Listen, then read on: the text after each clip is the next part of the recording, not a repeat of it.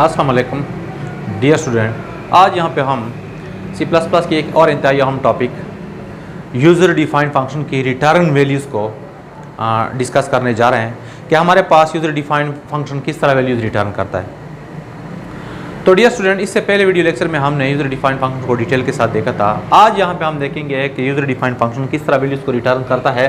तो यहाँ पे हम डायरेक्टली एक एग्जांपल के ज़रिए एक्सप्लेन करने की कोशिश करते हैं, तो आप लोग देखते जाए। यहाँ पे मैंने एक प्रोग्राम लिखा है, ये जो पार्ट है इसको हम कहते हैं फंक्शन प्रोटोटाइप। ये ऑलरेडी हम प्रीवियस वीडियो लेक्चर में भी डिटेल के साथ एक्सप्लेन कर चुके हैं। ये हमारे पास क्या है, फंक्शन डिफिनीशन। तो फंक्शन डिफिनीशन में ये जो पहला लाइन है इसको हम कहते हैं हेडर ऑफ द फंक्शन या सिग्नेचर ऑफ द फंक्शन, जबकि यहाँ से लेकर यहाँ तक इसको हम कहते हैं बॉडी ऑफ द फंक्शन। अब यहाँ पे जो प्रोटोटाइप है इसको हम, ये वाला जो पोर्शन है इसको हम कहते हैं function returning values. Function returning values, void का मतलब होता है कि फंक्शन रिटर्निंग नो वैल्यूज। अब यहाँ पे देखें डायरेक्टली, ये जो लाइन है इसको हम कहते हैं फंक्शन कॉल। तो फंक्शन कॉल की वजह से वैल्यू जाएगी यहाँ पे, ये वाली वैल्यू जाएगी यहाँ पे। तो ए में हमारे पास वैल्यू स्टोर हो रही है कितनी 3, और बी में हमारे पास वैल्यू स्टोर हो रही है कितनी 9। इसके बाद कंट्रोल जाएगा यहाँ पे। तो अब यहाँ पे हमने एक वेरिएबल डिक्लेयर किया है, इसमें ये दो वैल्यू क्या हो रही है, ऐड हो रही है, और इसके बाद ये हमारे पास स्क्रीन पे शो होगा। अब जरा यहाँ पे पॉइंट देखें, कंट्रोल जब यहाँ से टकराएगा तो वापस कॉलिंग फंक्शन की तरफ जाएगा, यानी जहाँ से कॉल आई थी। तो जब ये वापस जाता है तो अपने साथ कौन सी वैल्यू लेके जाता है, देखें यहाँ से जब कॉल आई थी तो अपने साथ दो वैल्यूज लेकर आई थी। कौन कौन सी वैल्यू, एक हमारे पास थी 3 और दूसरी हमारे पास थी 9। तो ये जो वैल्यू यहाँ पे रिसीव हो गई, तो इसके एग्जीक्यूशन के बाद कंट्रोल वापस वहां पे जाता है जहां से कॉल आई थी, यानी जहां से कंट्रोल आया था। तो यहाँ पे एग्जीक्यूशन के बाद ये हमारे पास रिटर्निंग के दौरान कुछ भी रिटर्न नहीं करेगा। वजह, इसकी मेन वजह यह है वॉइड, यानी जब हम फंक्शन के साथ ये वॉइड का लफ्ज लिखते हैं तो इसका मतलब यह है कि जब हम इस मखसूस फंक्शन को कॉल करेंगे, इसकी जानिब हम वैल्यू पास करेंगे, तो वापसी में हमें कोई वैल्यू नहीं चाहिए। तो देखें यहाँ ये जो वॉइड है, इस वजह से यहाँ पे हमारे पास कुछ भी रिटर्न नहीं होगा। अब यहाँ पे हमारे पास टॉपिक क्या है, फंक्शन रिटर्निंग वैल्यूज़। यानी अगर हम चाहें कि किसी फंक्शन से हम वैल्यूज़ को रिटर्न कर लें तो फिर क्या करना होगा, तो फिर यहाँ पे हमारे पास जो वॉइड है इसकी जगह कोई दूसरा वैलिड डेटा टाइप लिखना होगा। जिस तरह हमारे पास इंट है, फ्लोट है, कैरेक्टर है, एंड सो ऑन। तो अगर यहाँ पे हम लिख ले इंट यानी वॉइड की जगह, तो ये हम लाजमी तौर पे यहाँ पे भी लिखना होगा। अब क्या होगा, अब यहाँ से ये जो कॉल है दो वैल्यूज को पास कर रही है इस फंक्शन बॉडी की जानिब। तो एग्जीक्यूशन के बाद अब यहाँ पे हमने सी आउट नहीं लिखना, बल्कि क्या लिखना होगा, यहाँ पे हमने लिखना होगा रिटर्न। यहाँ पे हम कीवर्ड यूज करेंगे रिटर्न, और इसके बाद इसको अगर हम इस तरह ब्रैकेट में बंद कर ले तो भी ठीक है, और अगर ना कर ले तो भी ठीक है। तो देखें यहाँ पे हमारे पास है फंक्शन कॉल। फंक्शन कॉल की वजह से एक वैल्यू यहाँ पे आ रही है, एक यहाँ पे आ रही है। इसके बाद यहाँ पे हमारे पास एक वेरिएबल, इस वेरिएबल में ये दो वैल्यूज है, आपस में क्या हो रही है, ऐड हो रही है। अब यहाँ पे हमने सी आउट नहीं लिखा है, लिखा है क्या, रिटर्न एस। तो रिटर्न एस का मतलब है कि एस में जो वैल्यू है, एस में जो रिजल्ट स्टोर हुआ है वो रिटर्न किया जाए। कहाँ पे, जहाँ से कॉल आई थी। तो कॉल कहाँ से आई थी, यहाँ से आई थी ना। तो यहाँ से जब ये फंक्शन रिटर्न होता है तो अपने साथ एस में वैल्यू रिटर्न कर रहा है कितनी, 12। तो जब ये वैल्यू रिटर्न कर रहा है तो ये किसको रिटर्न करेगा, जहां से कॉल, तो कॉल तो यहां से आई थी।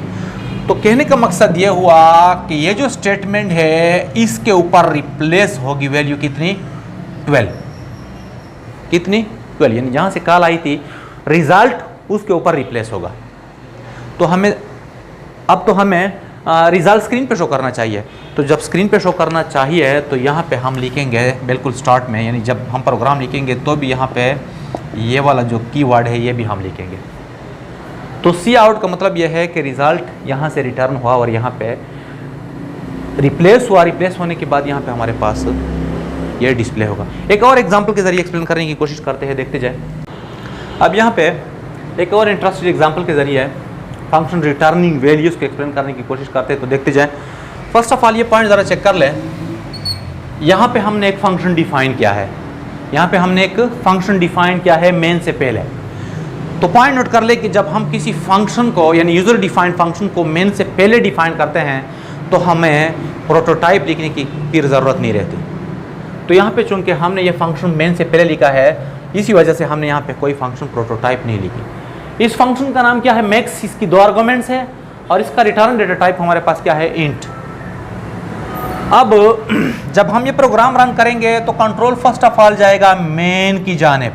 तो मेन में हमारे पास ये क्या है? एक वेरिएबल है लार्ज। अब ये वाला स्टेटमेंट ज़रा देखें। अच्छा, यहाँ पे थोड़ी सी एरर है, देखते जाए।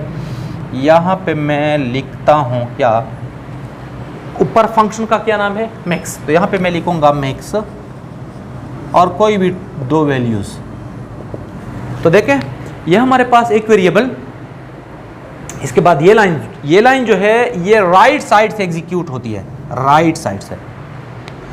तो ये स्टेटमेंट क्या है? Simply function call. ये हमारे पास क्या है? Function call. तो फंक्शन कॉल की वजह से क्या होगा? 5 और 10 की वैल्यू जाएगी कहाँ पे? मैक्स फंक्शन की जानिब। तो मैक्स फंक्शन हमारे पास कहाँ पे? यहाँ पे। तो ये वैल्यू हमारे पास जाएगी एक यहाँ पे और दूसरी वैल्यू यहाँ पे। तो यहाँ पे हमारे पास 5 और यहाँ पे 10। तो जब फंक्शन की बॉडी की तरफ कॉल जाती है यानी फंक्शन डिफिनेशन की तरफ कॉल जाती है तो वो वैल्यू जो वहाँ पे पास करती है तो वो एग्जीक्यूट होगी। तो देखें इसके बाद कंट्रोल जाएगा यहाँ पे। अब यहाँ पे हमारे पास है इफ़, बल्कि क्या है? If else. तो इफ़ एल्स में ज़रा देखें, a is greater than b, a is greater than b।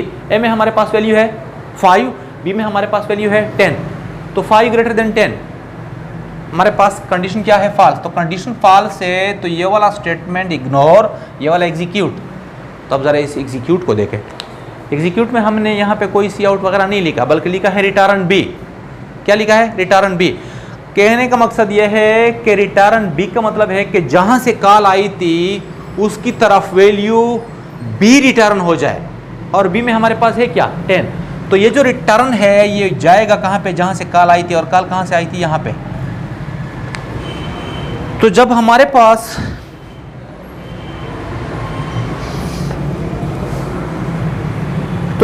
Pass call यहां पे आती है तो यहां पे रिप्लेस होगा क्या? बी। तो जब बी रिप्लेस होता है तो किस चीज में स्टोर होगा? यहां पे देखिए लार्ज में। तो लार्ज की वैल्यू हमारे पास हो जाएगी बी। इसके बाद ये वाला स्टेटमेंट एग्जीक्यूट होगा, largest value is equal to, largest value is equal to, और लार्ज में हमारे पास वैल्यू क्या है? 10 यानी बी। तो ये सिंपल सा प्रोग्राम है जो कि 2 वैल्यू में से लार्ज वैल्यू को फाइंड आउट करने के लिए हम यूज़ कर रहे हैं। और यहाँ पे हमारे पास कंसेप्ट किस चीज़ का क्लियर होने, और यहाँ पे हम कंसेप्ट किस टॉपिक का डिस्कस कर रहे हैं? फंक्शन रिटर्निंग वैल्यू का। अब अगर यहाँ पे हम दूसरी दफ़ा कॉल चाहें तो भी इस तरह हो सकता है। अच्छा, अब हम इस तरह करते हैं कि इस वैल्यू को करते हैं 15 और इसको करते हैं 10। तो फिर क्या होगा? फर्स्ट ऑफ ऑल वैल्यू जाएगी यहाँ पे हमारे पास 15 इज़ ग्रेटर देन 10। तो कंडीशन क्या है? ट्रू। तो ट्रू होने की सूरत में रिटर्न है, तो अब ये रिटर्न है। अब इस फंक्शन रिटर्निंग वैल्यूज़ को मैं एक जनरल एग्जांपल के ज़रिए एक्सप्लेन करने की कोशिश करता हूँ। आप लोग देखते जाएं। सपोज़ हमारे पास एक टीचर है, ये एक टीचर है और उसके बहुत सारे स्टूडेंट हैं किसी क्लास में। तो सपोज़ कर लिए हमारे पास किसी टीचर के स्टूडेंट है। तो टीचर ने क्लास के दौरान स्टूडेंट को क्विज़ दिया, एक टेस्ट दिया। तो स्टूडेंट ने टेस्ट हल करने के बाद सबमिट किया वापस टीचर की तरफ, यानी टीचर को हवाले किया। अब टीचर क्या करता है? अब ये जो टीचर है उन्होंने फैसला किया कि मैं इस टेस्ट को, चूंकि ये हमारे पास एक नॉर्मल सा टेस्ट है, इसको मैं एक सीनियर स्टूडेंट के ज़रिए चेक करता हूँ। तो टीचर ने क्या किया? तो टीचर ने एक सीनियर स्टूडेंट को बुलाया और उसको ये टेस्ट असाइन किया। यानी जो स्टूडेंट ने टेस्ट हल किया था, टीचर ने वो टेस्ट चेक करने के लिए एक सीनियर स्टूडेंट को असाइन किया और इससे ये कहा कि आप ये टेस्ट घर में जाकर चेक कर ले और इस पे मार्किंग कर ले, यानी इस पे नंबर लगा ले। साथ साथ अब यहाँ पे दो सिचुएशन है। हो सकता है ये टीचर स्टूडेंट से कहे कि आप जब रिजल्ट को चेक कर ले, यानी रिजल्ट को प्रिपेयर कर ले, तो वो रिजल्ट आप अपनी तरफ से स्टूडेंट के साथ शेयर कर ले, और कल जब आप मेरे पास वापस आ रहे हो तो अपने साथ कोई रिजल्ट या टेस्ट ना लेके आओ। तो ये हमारे पास है वॉइड वाला सिचुएशन, यानी टीचर ने स्टूडेंट को टेस्ट असाइन किया। अब टीचर यहाँ पे क्या है, फंक्शन कॉल, जिसको टेस्ट असाइन किया चेकिंग के लिए, वो हमारे पास है फंक्शन डिफिनीशन, और साथ साथ उसको ये कहा कि आप इसको हल कर ले, एग्जीक्यूट कर ले और रिजल्ट अपनी तरफ से स्टूडेंट को शो कर ले। दूसरी सिचुएशन इस तरह बन सकती है कि टीचर ने स्टूडेंट को टेस्ट असाइन किया चेक करने के लिए, और साथ साथ उसको ये इंस्ट्रक्शन भी दी कि जब आप मेरिट लिस्ट तैयार कर ले इस टेस्ट से, तो वो मेरिट लिस्ट मुझे रिटर्न करना है, क्योंकि इसका रिजल्ट स्टूडेंट के साथ मैं शेयर करता हूँ। तो ये जो सेकंड सिचुएशन है जिसमें स्टूडेंट से मेरिट लिस्ट मांगा गया है, इसको हम कहते हैं फंक्शन रिटर्निंग वैल्यू। तो उम्मीद है आप लोगों को इस एग्जाम्पल के जरिए ये जो टॉपिक है क्लियर हुआ होगा। तो आज के लिए बस इतना ही। अल्लाह हाफिज़।